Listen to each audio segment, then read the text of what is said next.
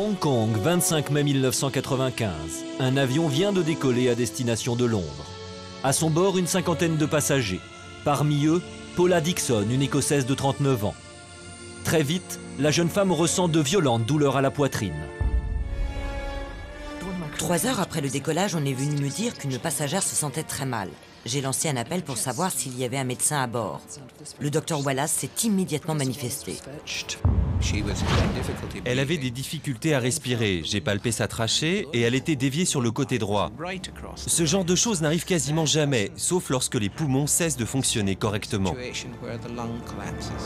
La jeune femme est en danger de mort, prise au piège dans un avion à 10 500 mètres d'altitude. Le problème, c'est que dans un avion, il n'y a pas le matériel pour opérer quelqu'un. Face à une telle situation, le docteur Wallace, chirurgien orthopédique, doit improviser. Tel MacGyver, il utilise les moyens du bord et procède à une intervention de fortune. Quelques jours plus tard, il explique comment il a fait. L'opération a consisté à faire une légère incision dans la poitrine à ce niveau. Ensuite, à l'aide d'une paire de ciseaux, j'ai créé un trou suffisamment large à travers la cage thoracique.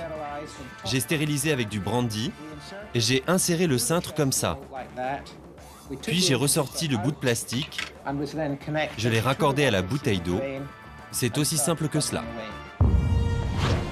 Du whisky pour désinfecter les instruments, un cintre en guise de cathéter, une bouteille d'eau pour évacuer l'air à l'extérieur des poumons et une paire de ciseaux pour percer la cage thoracique, il fallait y penser.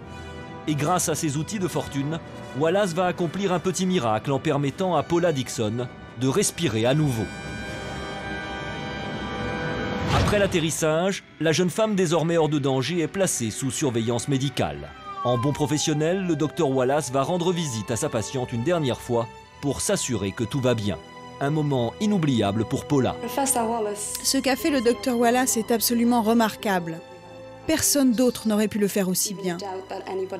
Il m'a sauvée et grâce à lui, je suis en vie. Je lui serai éternellement reconnaissante. En Angleterre, le docteur Wallace est célébré à sa juste valeur. Les médias se passionnent pour ce MacGyver de la médecine. Jour après jour, il enchaîne les interviews et raconte ses exploits. Ils lui vaudront d'ailleurs quelques mois plus tard d'être décoré par l'ex-premier ministre britannique Margaret Thatcher. Une récompense amplement méritée pour cet acte héroïque, unique en son genre.